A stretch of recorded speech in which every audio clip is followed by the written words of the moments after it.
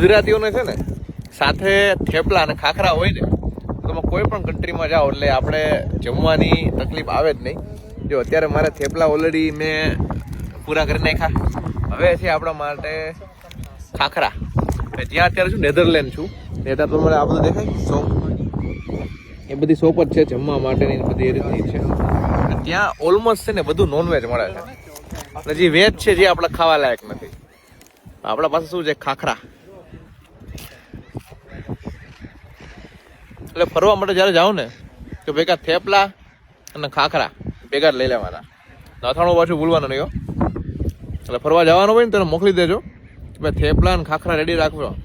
5-10 દિવસ માટે ગમે એટલા દિવસ માટે તમે જતા હોય થેપલા અને ખાખરા છે ને ભેગા રાખવાના. આ બધી જગ્યાએ છે ને ફરવાની મજા આવે પણ ખાવામાં પછી તકલીફ પડે. એટલે આ બધું ભેગું રાખવાનું. ખાસ કરીને યુરોપ, UK, USA એ બધી જગ્યાએ. બાકી સાઉથ ઇસ્ટ એશિયામાં બધી જગ્યાએ તમને મળી જશે. ખાલી આ યુરોપમાં ડખા છે.